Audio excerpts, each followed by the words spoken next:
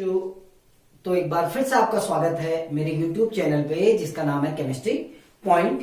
तो बच्चों, हम बात कर रहे थे इलेक्ट्रोकेमिस्ट्री के बारे में और इलेक्ट्रोकेमिस्ट्री में हमने गैल्वेनिक सेल के बारे में पढ़ा। अब हम अपने दूसरे टॉपिक की ओर बढ़ते हैं जो कि हमारा है इलेक्ट्रोलाइटिक सेल। तो हमने एक टाइप के सेल तो पढ़ दिए हैं जिनको हम गैल्वेनिक सेल कहते हैं। अब हम दूसरे टाइप के सेल पढ़ रहे हैं जिनको कहा जाता है इलेक्ट्रोलाइटिक सेल। तो अब हम दूसरे टाइप के अपने सेल के बारे में बात कर रहे हैं जिनको हम इलेक्ट्रोलाइटिक सेल कहते हैं। लेकिन इलेक्ट्रोलाइटिक सेल के बारे में बात करने से पहले मैं कुछ थोड़ा रिवीजन करता हूं, थोड़ा अपने बैकग्राउंड में चलते हैं जो अभी तक हमने पढ़ा। तो अभी तक हमने क्या पढ़ा, देखिए, फर्स्ट की कैथोड किसे कहते हैं हम, दूसरा एनोड किसको कहते हैं हम। तो ये आपको पता होना चाहिए, मैं इसीलिए बार बार इसको रिवाइज कर रहा हूं कि आपको एनोड किसे कहते हैं, कैथोड किसे कहते हैं, ये आपको पता होना चाहिए। तो फर्स्ट थिंग कि कैथोड किसको कहते हैं। कैथोड क्या होता है, कैथोड होता है जहां रिडक्शन होता है, वेयर रिडक्शन अगर, तो हम कहते हैं वेयर रिडक्शन अकर्स, यानी जहां रिडक्शन होगा वो आपका कैथोड होगा किसी भी सेल में, चाहे वो गैल्वेनिक सेल हो चाहे वो इलेक्ट्रोलाइटिक सेल हो। जिस इलेक्ट्रोड पर आपका रिडक्शन होगा वो इलेक्ट्रोड आपका क्या होगा, कैथोड। अब सेकंड आता है एनोड किसको कहते हैं। एनोड हम कहते हैं जहां ऑक्सीडेशन होता है, वेयर ऑक्सीडेशन अकर्स, यानी जहां ऑक्सीडेशन होगा। ये एक बेसिक सी चीजें हैं, ये आपको पता होना चाहिए कि हम एनोड किसको कहेंगे और कैथोड किसे कहेंगे। तो एक बेसिक चीज हो गई कि एनोड क्या हुआ कि जहां भी ऑक्सीडेशन होगा जिस भी इलेक्ट्रोड पे वो आपका एनोड होगा, और जिस भी इलेक्ट्रोड पर आपका रिडक्शन होगा वो कैथोड होगा। आप प्लस माइनस करके याद मत कीजिएगा, क्योंकि गैल्वेनिक सेल और इलेक्ट्रोलाइटिक सेल में ये साइन चेंज हो जाते हैं। आपने गैल्वेनिक सेल में पढ़ा था कि जो नेगेटिव टर्मिनल होता है वो आपका एनोड होता है, लेकिन आप इलेक्ट्रोलाइटिक सेल में पढ़ेंगे तो वहां जो पॉजिटिव टर्मिनल होता है वो एनोड होता है। तो ये प्लस माइनस के चक्कर मत पड़ना। एनोड वो होता है जहां पर ऑक्सीडेशन होगा और कैथोड वो होगा जहां पर रिडक्शन होगा। ठीक, अब हमने इलेक्ट्रोकेमिस्ट्री के बारे में बात की। तो हमने क्या कहा कि इलेक्ट्रोकेमिस्ट्री एक ऐसी ब्रांच है, इलेक्ट्रोकेमिस्ट्री एक ऐसी ब्रांच है जहां हम एनर्जी का क्या पढ़ते हैं, चेंज, यानी आइदर आपकी इलेक्ट्रिकल एनर्जी को केमिकल एनर्जी में चेंज करना हो या केमिकल एनर्जी को इलेक्ट्रिकल एनर्जी में चेंज करना हो, उसको हम कहां पढ़ते हैं, इलेक्ट्रोकेमिस्ट्री में। क्योंकि वैसे ही पता है इलेक्ट्रो माने इलेक्ट्रिकल एनर्जी और केमिस्ट्री में हम क्या पढ़ते हैं, केमिकल एनर्जी के बारे में।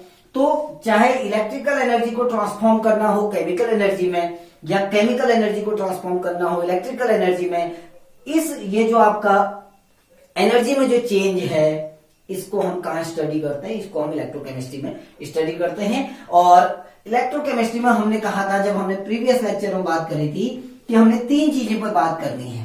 पहला गैल्वेनिक सेल, गैल्वेनिक सेल में क्या होता है, देखिए हमने वहां बात की थी कि जो केमिकल एनर्जी है उसको हम इलेक्ट्रिकल एनर्जी में कन्वर्ट करते हैं। गैल्वेनिक सेल में केमिकल एनर्जी को इलेक्ट्रिकल एनर्जी में कन्वर्ट करते हैं। नंबर सेकंड हमने पढ़ना है इलेक्ट्रोलाइटिक सेल। अब इलेक्ट्रोलाइटिक सेल में क्या होता है कि जो इलेक्ट्रिकल एनर्जी है उसको कन्वर्ट किया जाता है केमिकल एनर्जी में।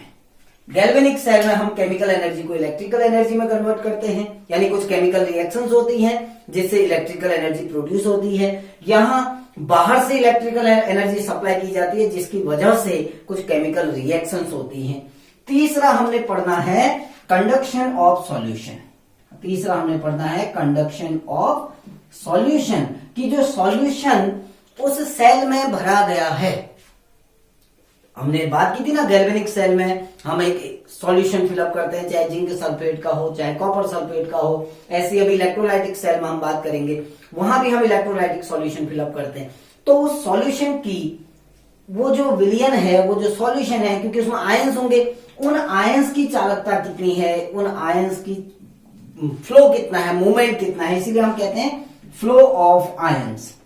तो फ्लो ऑफ आयंस या मूवमेंट ऑफ आयंस, उन आयनों की गतिशीलता का निर्धारण किया जाता है कि वो आयन कितनी तेजी से एनोड की ओर गति कर रहे हैं या कैथोड की ओर गति कर रहे हैं। तो इलेक्ट्रोकेमिस्ट्री में हमने तीन मेजर टॉपिक्स पे हमने यहाँ फोकस करना था।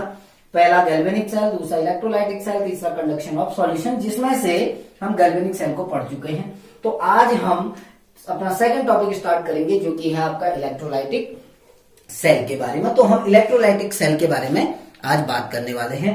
तो इलेक्ट्रोलाइटिक सेल क्या होता है, देखिए अब हम इलेक्ट्रोलाइटिक सेल के बारे में बात करने वाले हैं। तो इलेक्ट्रोलाइटिक सेल क्या होता है, जहां इलेक्ट्रिकल एनर्जी को हम किस में कन्वर्ट करते हैं, केमिकल एनर्जी में। तो सबसे पहले हम कुछ पॉइंट लिखते हैं कि इलेक्ट्रोलाइटिक सेल में होता क्या है। इलेक्ट्रोलाइटिक सेल में हम कहते हैं electrolytic cell is that cell in which electrical energy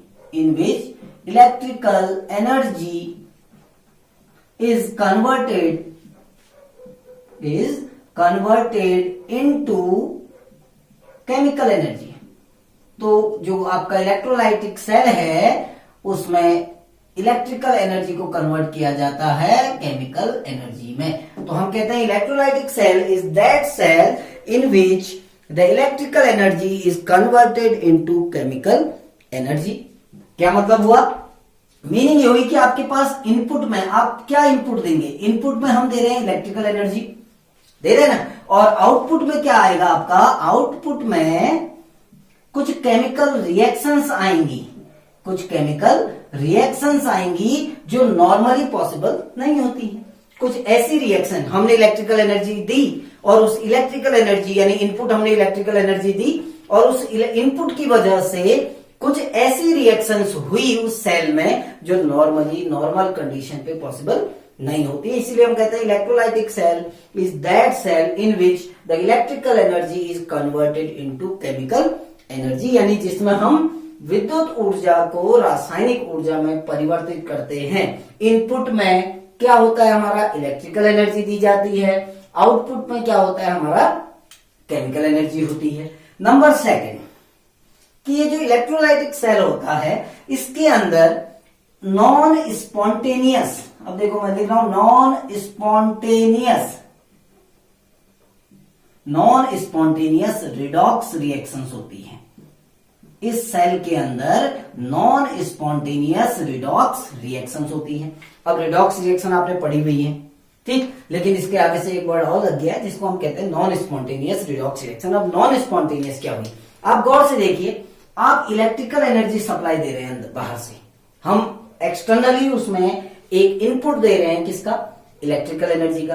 क्यों दे रहे हैं, ताकि कुछ केमिकल रिएक्शंस हों, दे रहे हैं ना, हमने इनपुट में इलेक्ट्रिकल एनर्जी दी और किस लिए दी, ताकि कुछ केमिकल रिएक्शंस हों जो नॉर्मली पॉसिबल ना हो। तो नॉन स्पॉन्टेनियस रिडॉक्स रिएक्शन का मतलब क्या है कि ऐसी रिडॉक्स रिएक्शन जो अपने आप नहीं होती है। ये रिडॉक्स रिएक्शन अपने आप नहीं होती है, बल्कि इनको फोर्सफुली हमको क्या करना पड़ता है, इन रिडॉक्स रिएक्शन को हमको कुछ एनर्जी सप्लाई करके हमको करवाना पड़ता है। ये अपने आप नहीं होती, जैसे आपने गैल्वेनिक सेल के केस में देखा था, गैल्वेनिक सेल में जो रिडॉक्स रिएक्शंस होती हैं वो स्पॉन्टेनियस होती है। आपने कुछ नहीं करना है, आपने दो कंटेनर लेने हैं, एनोड और कैथोड डाल देने हैं, सॉल्यूशन डिप कर देना है, कनेक्ट कर देना है, आपका सेल काम करने लगता है। तो वो जो आपका है वो आपका स्पॉन्टेनियस सेल है, क्योंकि वहां रिडॉक्स रिएक्शन अपने आप हो रही है, वहां हमने कुछ नहीं किया।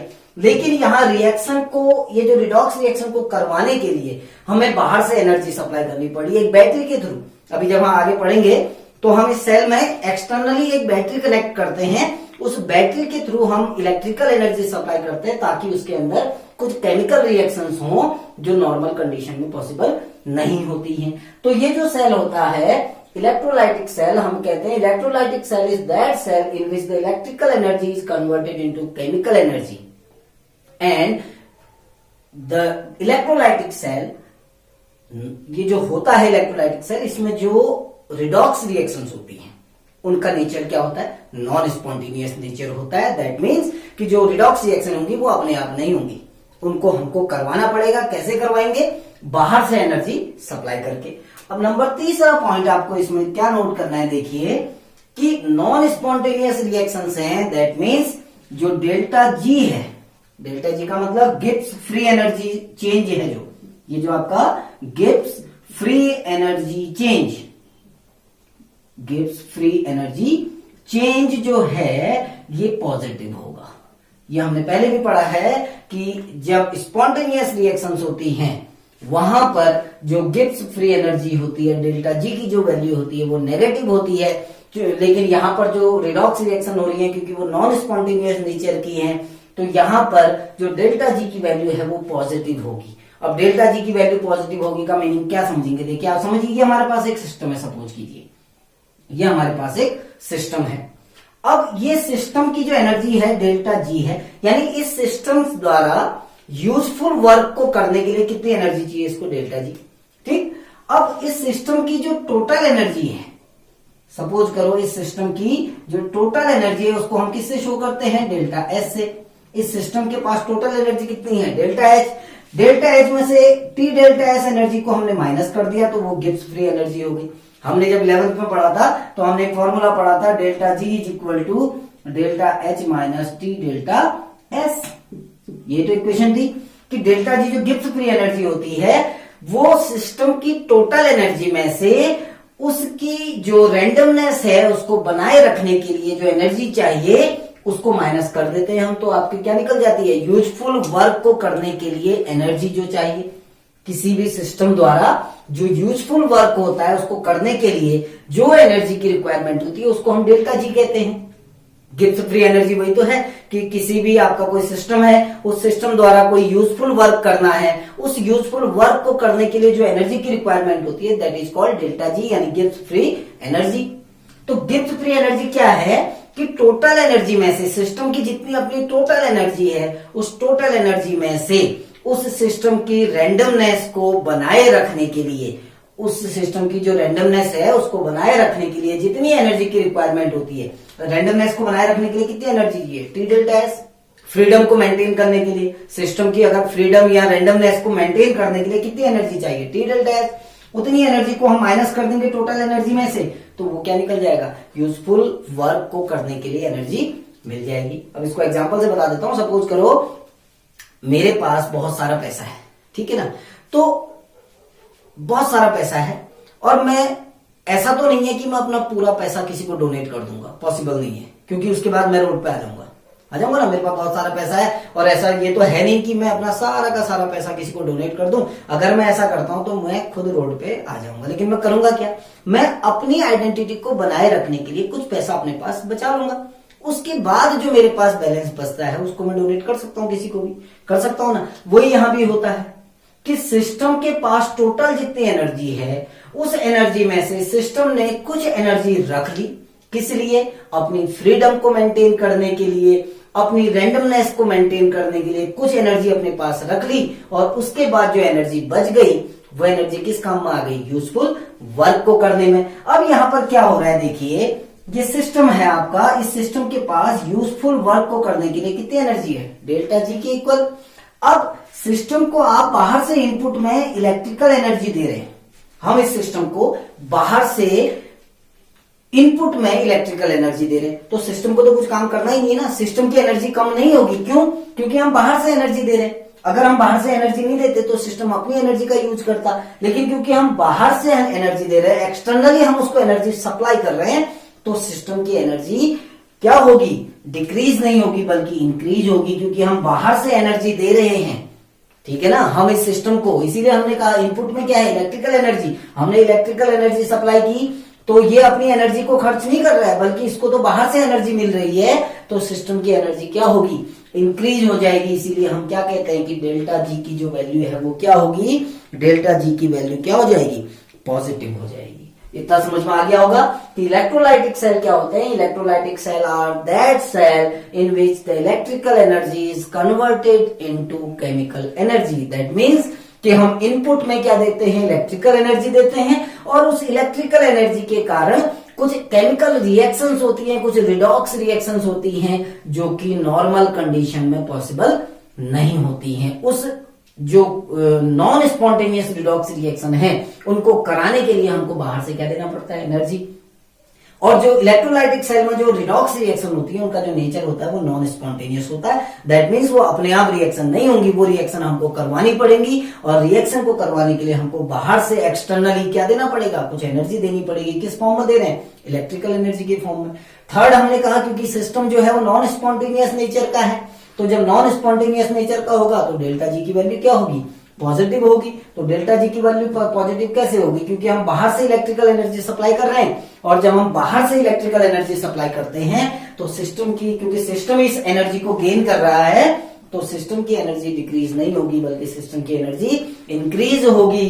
तो इसीलिए हम कहते हैं डेल्टा जी की वैल्यू क्या होती है, पॉजिटिव होती है। इतना क्लियर हो गया होगा कि इलेक्ट्रोलाइटिक सेल क्या होता है, ये मैं क्लियर कर चुका हूं। अब हम बात करते हैं कि इलेक्ट्रोलाइटिक सेल का फॉर्मेशन कैसे होता है, ये इलेक्ट्रोलाइटिक सेल कैसे बनता है, जैसे हमने गैल्वेनिक सेल की केस में पढ़ा था। ठीक, तो इलेक्ट्रोलाइटिक सेल के बारे में हम पढ़ेंगे कि इलेक्ट्रोलाइटिक सेल कैसे फॉर्म होता है। तो इलेक्ट्रोलाइटिक सेल को प्रिपेयर करने के लिए फर्स्टली हमको एक कंटेनर लेना होता है। जैसा हमने गैल्वेनिक सेल में पढ़ा था, हमने एक कंटेनर लिया, इस कंटेनर में हमको इलेक्ट्रोलाइटिक सॉल्यूशन फिल करना होता है। हमने इस कंटेनर के अंदर इलेक्ट्रोलाइटिक सॉल्यूशन फिल कर दिया। अब सपोज करो ये जो इलेक्ट्रोलाइट है ये आपका इलेक्ट्रोलाइट है। अब इलेक्ट्रोलाइट क्या होता है ये भी समझ में होना चाहिए। इलेक्ट्रोलाइट क्या होता है, इलेक्ट्रोलाइट ऐसा कंपाउंड है या ऐसा सॉल्यूशन है जिसमें जो मॉलिक्यूल्स होते हैं, यानी ये जो इलेक्ट्रोलाइट के जो मॉलिक्यूल्स होंगे वो मॉलिक्यूल्स के बीच में इलेक्ट्रोवैलेंट बॉन्ड होगा। इलेक्ट्रोवैलेंट बॉन्ड होगा, इलेक्ट्रोवैलेंट कह लो या आप आयनिक बॉन्ड भी कह सकते हो इसको।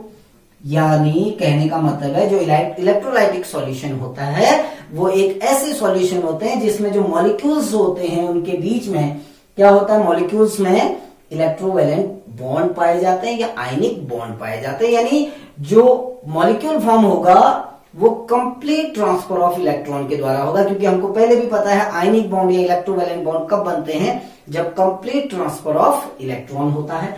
तो हमने एक कंटेनर लिया, इस कंटेनर में हमने एक इलेक्ट्रोलाइट सॉल्यूशन फिलअप कर दिया।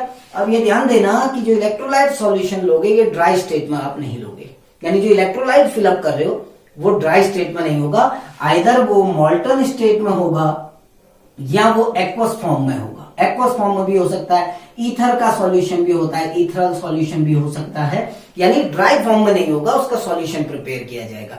सॉल्यूशन ईथर के साथ भी हो सकता है, सॉल्यूशन वाटर के साथ भी हो सकता है, और मॉल्टन स्टेट में भी हो सकता है कि हम इलेक्ट्रोलाइट को इतने हाई टेम्परेचर पे हीट कर दें कि वो मेल्ट हो जाए। दैट मीन्स इलेक्ट्रोलाइट जो भी फिलअप किया जाएगा वो लिक्विड कंडीशन में या लिक्विड स्टेट में फिलअप किया जाएगा। Got it. अब हमने क्या करना है, इसमें इलेक्ट्रोलाइट फिलअप कर दिया। सपोज करो इलेक्ट्रोलाइट क्या है, Ca, या आप इसको कोई भी नाम दे सकते हो, मैंने Ca इसलिए नाम दिया, C यानी A यानी एनाइन, C यानी, क्योंकि पॉजिटिव आयन को हम क्या कहते हैं, देखिए जो पॉजिटिव आयन होता है उसको नाम देते हैं कैटायन, और जो नेगेटिव आयन होता है उसको हम नाम देते हैं एनाइन। इसीलिए मैंने इसको Ca फॉर्म दे दिया, यानी C for cation, A for A9. हमने इसमें एक Ca इलेक्ट्रोलाइट फिलअप कर दिया। ठीक, अब हम इसमें 2 इलेक्ट्रोड डालते हैं। हमने इसमें 2 इलेक्ट्रोड डिप कर दिए।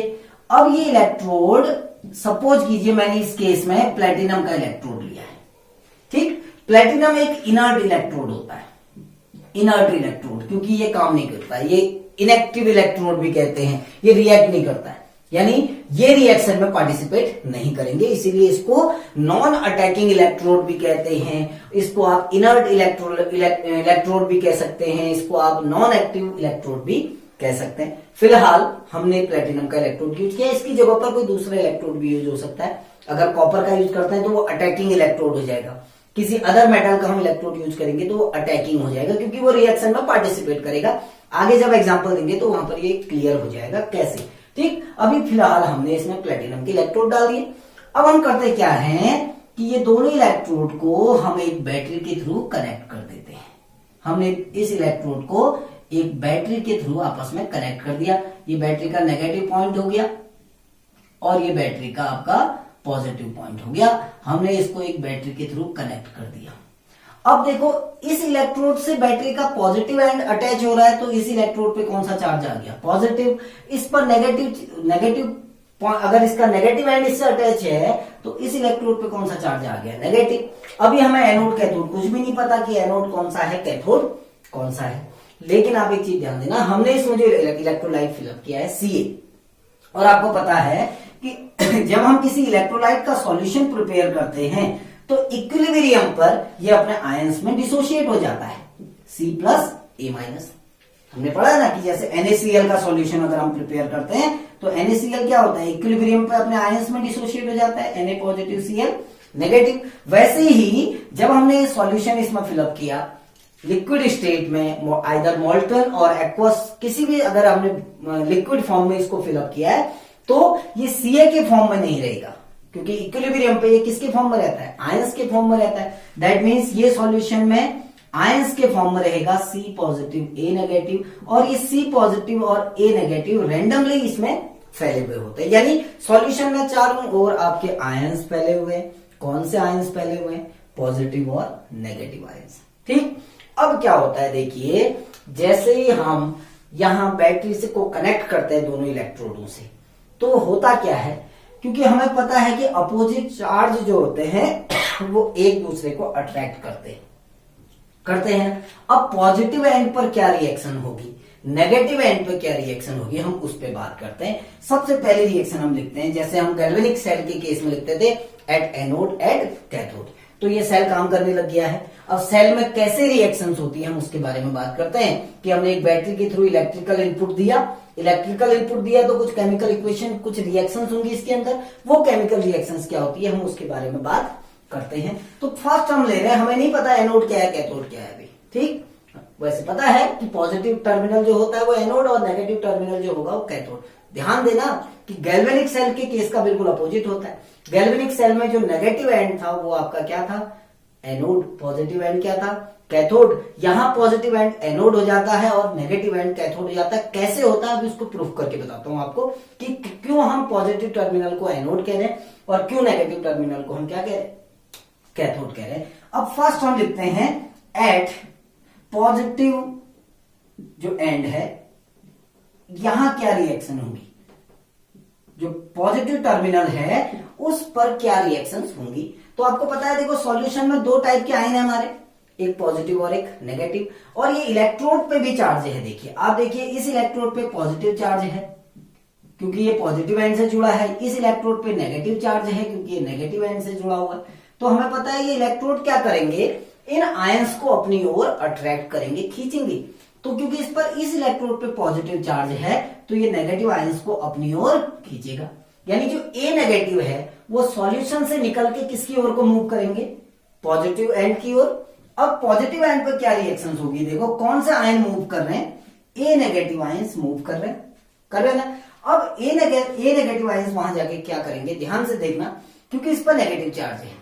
नेगेटिव चार्ज का मतलब क्या होता है, इलेक्ट्रॉन्स की एक्सेस है, यानी इलेक्ट्रॉन एक्सेसिव अमाउंट में इसके पास है, जितनी इसको रिक्वायरमेंट है उससे ज्यादा इलेक्ट्रॉन्स हैं। तो ये क्या करेगा, इस एक इलेक्ट्रॉन को लूज कर देगा और स्टेबल फॉर्म में आ जाएगा, ए के फॉर्म में।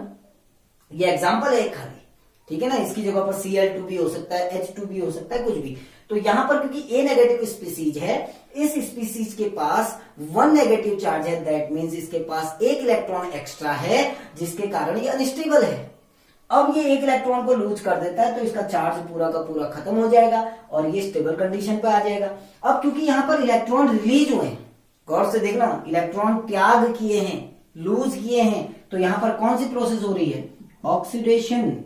यहां पर कौन सी प्रोसेस हो रही है, ऑक्सीडेशन। और अभी मैंने स्टार्टिंग में कहा था, हमेशा याद रखना कि ऑक्सीडेशन कौन से इलेक्ट्रोड पर होता है, एनोड पे।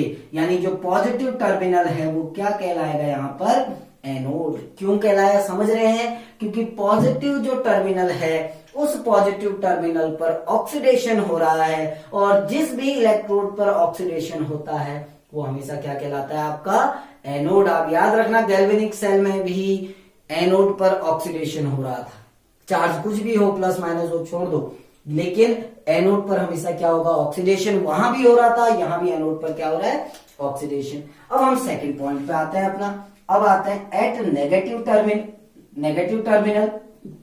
अब जो नेगेटिव टर्मिनल है उस नेगेटिव टर्मिनल पर क्या हो रहा है, देखिए नेगेटिव टर्मिनल की ओर कौन से आयन मूव करेंगे, C+ आयन, क्योंकि अपोजिट चार्ज एक दूसरे को अट्रैक्ट करते हैं। अब ये C+ चार्ज क्या करेगा, देखिए इस आयन के पास पॉजिटिव चार्ज है, दैट मीन्स इलेक्ट्रॉन की डिफिशियंसी है। ये जो इलेक्ट्रॉन इसने रिलीज किए, इन इलेक्ट्रॉनों को C+ जो आयन है वो इसको एक्सेप्ट करता है और एक स्टेबल फॉर्म में आ जाता है। किसके फॉर्म में? C के फॉर्म में। तो यहां पर क्या हो रहा है? इलेक्ट्रॉन गेन किए जा रहे हैं, इलेक्ट्रॉन एक्सेप्ट हो रहे हैं, और जहां पर इलेक्ट्रॉन एक्सेप्ट होते हैं उसको हम क्या कहते हैं? उस प्रोसेस को रिडक्शन। यानी इस नेगेटिव टर्मिनल पे कौन सी प्रोसेस हो रही है? रिडक्शन हो रही है। तो जहां पर रिडक्शन होता है उसको हम क्या कहते हैं? कैथोड। यानी जो नेगेटिव टर्मिनल है वो यहां पर क्या कहलाया? आपका कैथोड कहलाया, और जो पॉजिटिव टर्मिनल है वो क्या कहलाया? आपका एनोड कहलाया। तो इसीलिए मैंने कहा था कि जो पॉजिटिव टर्मिनल है वो एनोड, नेगेटिव टर्मिनल जो है वो कैथोड है। तो यहां पर अब हम क्या करेंगे? देखो, दोनों इक्वेशन को आप ऐड कर दो, 1 इलेक्ट्रॉन कैंसिल हो गए, तो हमारी इक्वेशन क्या बनी? A- प्लस C प्लस क्या बना? A plus C। तो ये हमारी ओवरऑल इक्वेशन है कि जब हम किसी इलेक्ट्रोलाइट को किसी सेल में फिल करके हम इलेक्ट्रिसिटी उसमें इनपुट देते हैं तो आपकी कुछ रिडॉक्स रिएक्शंस होती हैं, जिसके थ्रू उस सर्किट में क्या होता है? केमिकल रिएक्शंस होने लगती हैं, यानी कि जो नॉन स्पॉन्टेनियस रिडॉक्स रिएक्शन होने लगती हैं। ठीक, अब ये हमने बात की जो इलेक्ट्रोलाइटिक सेल है उसका निर्माण कैसे होता है, उसका कंस्ट्रक्शन कैसे होता है, और उस इलेक्ट्रोलाइटिक सेल में कैसे आयन मूव करते हैं, और कैसे वो इलेक्ट्रोलाइटिक सेल क्या होता है? फंक्शन करता है, या वो कैसे वो काम करता है। अब हम इससे आगे बढ़ते हैं। तो हमने अभी तक क्या बात की कि जो कैटायन है, cation that means positive ion, तो अभी तक हमने बात क्या की? जो कैटायन है, कैटायन कहां की ओर को मूव करते हैं? वो कैथोड की ओर मूव करते हैं। अभी हमने देखा था कैटायन कहां की ओर को मूव कर रहे हैं? कैथोड की ओर मूव कर रहे हैं, और क्या हो जा रहे हैं? रिड्यूस हो रहे हैं। क्या हो रहे हैं? रिड्यूस हो रहे हैं। अभी आपने इससे पहले की वीडियो में देखा, इसी वीडियो में इससे पीछे देखा था कि जो कैटायन है वो कैथोड की ओर मूव होते हैं, और कैथोड की ओर मूव करके वहां क्या हो जाते हैं? रिड्यूस हो जाते हैं। कैसे रिड्यूस होते हैं? कहा गेन ऑफ इलेक्ट्रॉन होता है, वो इलेक्ट्रॉन को एक्सेप्ट करते हैं, गेन करते हैं और रिड्यूस हो जाते हैं। ऐसे ही जो एनायन है, आपके जो नेगेटिव आयन है एनायन, वो कहां की ओर मूव करते हैं? वो एनोड की ओर मूव करते हैं ना, और एनोड की ओर मूव करके क्या हो जाते हैं? ऑक्सीडाइज हो जाते हैं। कैसे ऑक्सीडाइज होते हैं? बाय लूज ऑफ इलेक्ट्रॉन या लॉस ऑफ इलेक्ट्रॉन। इलेक्ट्रॉन का लॉस होता है, लॉस ऑफ इलेक्ट्रॉन। इलेक्ट्रॉन को रिलीज करते हैं, और इलेक्ट्रॉन को रिलीज करके क्या हो जाते हैं? आपके ऑक्सीडाइज हो जाते हैं। ये अभी हमने पढ़ा। अब हम बात करने वाले हैं कि जो इलेक्ट्रोलाइटिक सेल है इसके दो एस्पेक्ट होते हैं, यानी हम दो एस्पेक्ट की स्टडी करेंगे इसमें। एक होता है क्वालिटेटिव एस्पेक्ट और एक होता है क्वांटिटेटिव एस्पेक्ट। यानी दैट मीन्स जो आपका इलेक्ट्रोलाइटिक सेल है, ये जो आपका इलेक्ट्रोलाइटिक सेल है, इस सेल में हम दो एस्पेक्ट के बारे में बात करेंगे। एक होता है क्वालिटेटिव, एक होता है क्वालिटेटिव एस्पेक्ट, और दूसरा होता है क्वांटिटेटिव एस्पेक्ट। क्वांटिटेटिव। अब क्वांटिटेटिव एस्पेक्ट और क्वालिटेटिव एस्पेक्ट क्या होगा, इसके बारे में बात करते हैं। देखिए, क्वालिटेटिव एस्पेक्ट का मतलब क्या है? अभी हमने बात की कि एनोड और कैथोड की ओर को पॉजिटिव और नेगेटिव स्पीसीज मूव कर रही है ना। अभी हमने बात की कि जो आपका कैटायन है वो कैथोड की ओर मूव कर रहा है, और जो एनायन है वो एनोड की ओर मूव कर रहा है। अब मूव करने के बाद वहां क्या चेंज हुआ, क्या प्रोडक्ट हमको मिला, उसकी हम स्टडी करेंगे क्वालिटेटिव एस्पेक्ट में। यानी क्वालिटेटिव एस्पेक्ट में हम क्या पढ़ेंगे? इसमें हम बात करेंगे कि कौन सी स्पीसीज ऑक्सीडाइज होगी, कौन सी स्पीसीज रिड्यूस होगी। तो हम इसमें क्या बात करने वाले हैं कि who will oxidise and who will reduce. कौन ऑक्सीडाइज होगा और कौन रिड्यूस होगा, क्योंकि स्पीसीज मूव कर रही है। अभी हमने देखा कि जो पॉजिटिव आयन है वो कैथोड की ओर मूव कर रहा है, जो नेगेटिव आयन है वो एनोड की ओर मूव कर रहा है ना। तो वहां पर जाके कौन ऑक्सीडाइज होगा, कौन रिड्यूस होगा, इसको मैं बताता हूं कि कौन ऑक्सीडाइज कौन रिड्यूस होगा। जैसे हम सपोज करते हैं ना कि कोई रेस चल रही है, अगर रेस में आपका अकेला आदमी दौड़ रहा है, सपोज कीजिए कि एक आदमी रेस में दौड़ रहा है, तो वो फर्स्ट ही आना है, वो सेकंड नहीं आ सकता। नहीं आ सकता ना, क्योंकि कोई उसके साथ दौड़ने वाला दूसरा कोई है नहीं, तो वो जितनी भी देर में रेस कंप्लीट करेगा उसको फर्स्ट आना है। लेकिन अगर 2 लोग रेस करने लग गए, उस रेस में 2 लोग 3 लोग पार्टिसिपेट करने लग गए, तो उन 3 लोगों के बीच में कंपटीशन होने लगेगा फर्स्ट आने के लिए। वैसे ही यहां भी होता है। अभी धीरे धीरे आप समझेंगे कि जब आपके पास, अभी तक तो इससे पिछले एग्जाम्पल में क्या था हमारा, कि हमने एक इलेक्ट्रोलाइट लिया था Ca लिया था ना, तो हमारे पास एक ही टाइप का कैटायन था और एक ही टाइप का एनायन था ना। कैटायन कहां की ओर को मूव कर रहा है, देखिए ये कैथोड की ओर मूव कर रहा है, और एनायन कहां की ओर को मूव कर रहा है, एनोड की ओर मूव कर रहा है। अब ये एनायन एनोड पर जब भी पहुंचेगा तो ये कैटायन तो जा नहीं सकता, क्योंकि एनोड कौन सा टर्मिनल है, पॉजिटिव, कैथोड कौन सा टर्मिनल है, नेगेटिव।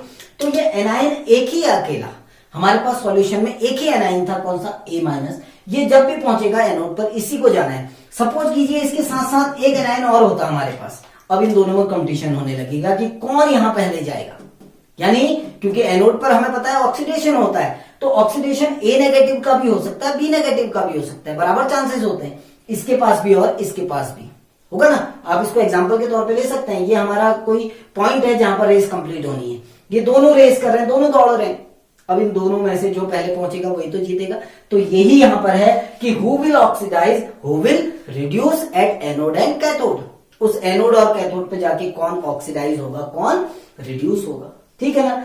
अब माना सपोज करो कोई ऑक्सीडाइज हो गया और रिड्यूस हो गया। अब क्वालिटेटिव एस्पेक्ट में हम क्या पढ़ेंगे कि जो ऑक्सीडाइज हो रहा है या जो रिड्यूस हो रहा है कितना मिलेगा, हाउ मच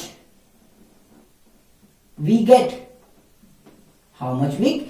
अब क्या वेट कितना, हमने कहा ना एनोड की ओर भी दौड़ हो रही है, कैथोड की ओर भी दौड़ हो रही है, वहां जाके एक ऑक्सीडाइज हो रहा है, दूसरा रिड्यूस हो रहा है। ऑक्सीडाइज होने के बाद कुछ स्पीसीज मिलेगी, कुछ हमको इलेक्ट्रोलाइसिस का क्या मिलेगा, उत्पाद मिलेगा, प्रोडक्ट मिलेगा। उस प्रोडक्ट का वेट क्या है, यानी कितने अमाउंट में हमको वो प्रोडक्ट मिल रहा है। समझ रहे हैं ना क्या, कि क्वालिटेटिव में क्या पढ़ना है, क्वालिटेटिव में इतना पढ़ना है कि कौन ऑक्सीडाइज होगा, कौन रिड्यूस होगा, ठीक है ना। लेकिन क्वांटिटेटिव में हम क्या पढ़ते हैं कि जो ऑक्सीडाइज हो रहा है उसका कितना अमाउंट हमको मिल रहा है। समझ रहे हैं कि जो ऑक्सीडाइज हुआ, सपोज कीजिए सोडियम ऑक्सीडाइज, ये सॉरी क्लोरीन ऑक्सीडाइज हो गई, तो क्लोरीन ऑक्सीडाइज हुई तो क्लोरीन गैस मिलेगी, कितनी वॉल्यूम में या कितने अमाउंट में मिली। ठीक, ऐसे ही सोडियम अगर कहीं पर डिपॉजिट हो रहा है तो सोडियम सॉलिड है, तो कितने वेट में वो हमको मिल रहा है। तो हम यहां पर अमाउंट की बात करते हैं कि कितने अमाउंट में हमको वो मिल रहा है, इसीलिए हम कहते हैं क्वांटिटेटिव एस्पेक्ट में हम बात करते हैं हाउ मच वी गेट, ठीक है ना। क्या वेट, अगर कोई सॉलिड फॉर्म में मिल रहा है तो कितने वेट में मिल रहा है, गैस फॉर्म में मिल रहा है तो उसका कितना वॉल्यूम मिल रहा है। ठीक, कितनी इलेक्ट्रिसिटी हमने फ्लो कराई, कितने टाइम तक फ्लो कराई, ये सारी चीजें हम किसके अंदर पढ़ते हैं, क्वांटिटेटिव एस्पेक्ट के अंदर, जिसके अंदर हम कैलकुलेशन पढ़ेंगे अभी आगे। लेकिन फिलहाल हमने बात करनी है केवल क्वालिटेटिव एस्पेक्ट के बारे में, जिसमें हम बात करेंगे कि एनोड और कैथोड पर जाके कौन ऑक्सीडाइज होगा, कौन रिड्यूस होगा।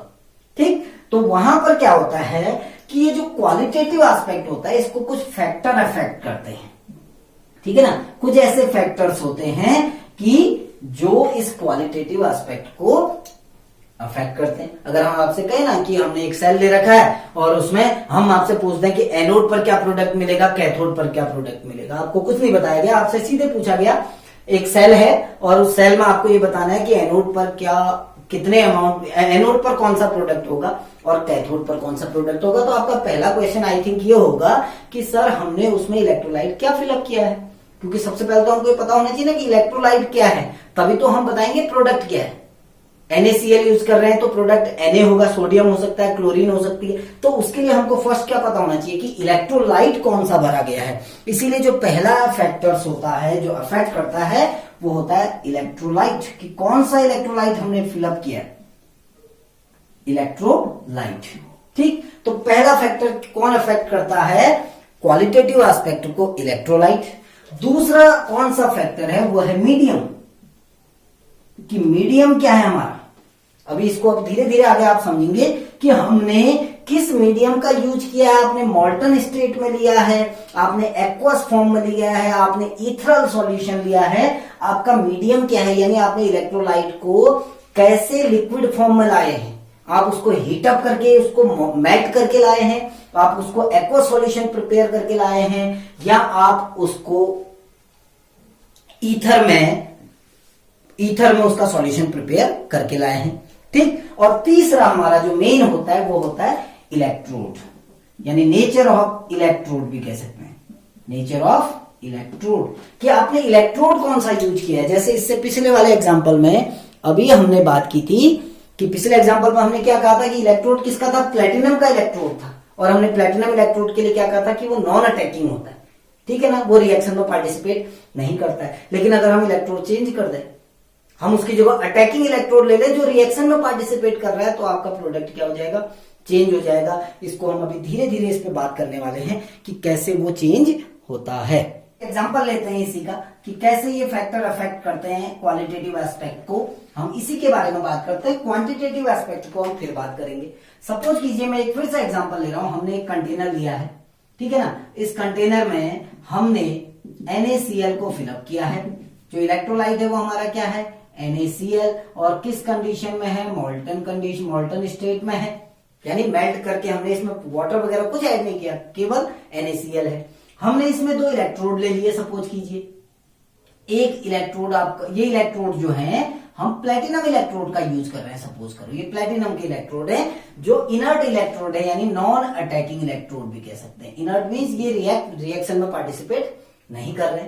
अब देखिए होगा क्या, हमने इसको एक बैटरी के थ्रू कनेक्ट कर दिया आपस में, दोनों इलेक्ट्रोड को एक बैटरी के थ्रू आपस में कनेक्ट किया, और ये बैटरी का नेगेटिव पॉइंट है और ये बैटरी का पॉजिटिव एंड है, ठीक। तो इस इलेक्ट्रोड पे नेगेटिव चार्ज डेवलप हो गया, इस पर पॉजिटिव चार्ज डेवलप हो गया। अब इलेक्ट्रोलाइट क्या है आपका, देखिए NaCl है, ठीक। मैं पहली कंडीशन ले रहा हूं, आपने इलेक्ट्रोलाइट क्या लिया है, NaCl, कौन सी कंडीशन में लिया है, मोल्टन स्टेट में लिया है ना, और इलेक्ट्रोड क्या है आपका, प्लेटिनम इलेक्ट्रोड है, इनर्ट।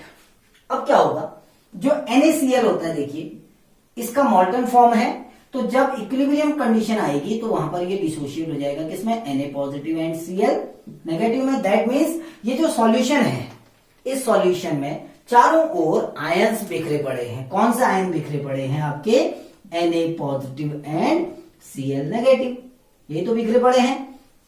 अब देखना कि हमारे पास 2 ही टाइप के आयन है, एक पॉजिटिव आयन है, एक नेगेटिव आयन है। उसी चीज को याद रखना, मैंने कहा था कि कोई रेस चल रही है और रेस में भागने वाला एक आदमी है अकेला, तो वो 1 घंटा 2 घंटा 3 घंटा जब भी वहां पहुंचेगा फर्स्ट वही आएगा, दूसरा कोई है ही नहीं।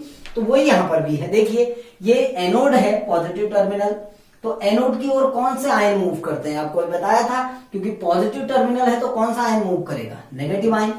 अब नेगेटिव आयन एक ही है ना, तो कोई कंपटीशन नहीं है, जाना किसको है, एनोड की ओर, Cl नेगेटिव को। कैथोड की ओर किसको जाना है, Na पॉजिटिव को, ये कैथोड है आपका। तो चाहे जितनी भी देर में जाए, कैथोड पर कौन जाएगा, Na पॉजिटिव, एनोड पर कौन जाएगा, Cl नेगेटिव को, क्योंकि कोई दूसरा आयन है ही नहीं। तो रिएक्शन क्या होगी, देखो सबसे पहले एट एनोड, सबसे पहले हम रिएक्शन लिखते हैं कि एनोड पर क्या होता है। देखो एनोड यानी पॉजिटिव टर्मिनल, पॉजिटिव टर्मिनल की ओर कौन सा आयन मूव कर रहा है, नेगेटिव, नेगेटिव आयन क्या है, Cl नेगेटिव। एक्स्ट्रा इलेक्ट्रॉन है तो इसने क्या किया, एक इलेक्ट्रॉन रिलीज कर दिया और किसमें कन्वर्ट हो गया, हाफ Cl2 में कन्वर्ट हो गया ना। तो एक इलेक्ट्रॉन रिलीज कर दिया, यानी कौन सी प्रोसेस हो रही है, ऑक्सीडेशन प्रोसेस हो रही है। ऐसे ही दूसरी इक्वेशन देखो, एट कैथोड, कैथोड कौन सा टर्मिनल होता है, नेगेटिव टर्मिनल, कौन सा आयन मूव करेंगे, पॉजिटिव आयन मूव करेंगे, Na पॉजिटिव। और जो एनोड पर एक इलेक्ट्रॉन रिलीज किया गया है, उस एक इलेक्ट्रॉन को एक्सेप्ट करते हैं और किसमें कन्वर्ट होंगे, Na में, सॉलिड फॉर्म में। दैट मीन्स आपका क्या प्रोडक्ट मिले, आपको एनोड पर, अभी हमने कहा था ना कि who will oxidise and who will reduce, तो यहां पर क्या हो रहा है, Cl will be oxidise and Na positive will be reduce, यही तो हो रहा है। Na पॉजिटिव किस में रिड्यूस हो रहा है, Na में, और Cl नेगेटिव किस में ऑक्सीडाइज हो रहा है, Cl2 में। बाकी तो कुछ होना ही नहीं है, क्यों, क्योंकि कोई दूसरे आयन है ही नहीं। तो आपको एनोड पर क्या प्रोडक्ट मिलेगा, क्लोरीन गैस, और कैथोड पर क्या मिल रहा है, सोडियम। ये तो हो गया क्वालिटेटिव एस्पेक्ट। क्वांटिटेटिव एस्पेक्ट में हम क्या पढ़ेंगे कि हमें क्लोरीन गैस तो मिली, कितने वॉल्यूम में मिली, इसका वॉल्यूम, मात्रा का आकलन करेंगे, क्वांटिटी का मेजरमेंट। Na सोडियम अगर डिपॉजिट हो रहा है कहां पर, कैथोड पे, तो कितना अमाउंट हमको मिला, उस सोडियम का कितना अमाउंट मिला वो किसमें पढ़ेंगे हम, क्वांटिटेटिव एस्पेक्ट में। तो अभी हम क्वालिटेटिव एस्पेक्ट की बात कर रहे हैं। तो यहां पर क्या था, केवल एक Na पॉजिटिव था, एक Cl नेगेटिव था, तो दोनों को जाना ही जाना था, एक को एनोड की ओर, एक को कैथोड की ओर। अब सपोज कीजिए यहां पर कुछ आयन और प्रेजेंट होते हैं, जैसे मैं दूसरा एग्जांपल ले रहा हूं, देखिए आप गौर से इसको समझना कि अब हम मॉल्टन स्टेट में नहीं ले रहे हैं, हम NaCl को एक्वस फॉर्म में ले रहे हैं। एक्वस मीन्स आपके पास वाटर भी है, और आप ये ध्यान रखना कि वाटर ऑक्सीडाइज भी होता है, वाटर रिड्यूस भी होता है, पानी ऑक्सीडाइज भी होता है और रिड्यूस भी होता है। तो अब क्या होगा, देखिए हमने एक्वस फॉर्म लिया है NaCl का, तो ये दो आयन तो हमारे पास ही हैं, कौन, Na positive and Cl negative. इसके साथ साथ एक स्पीसीज और है, क्या है वो, वाटर।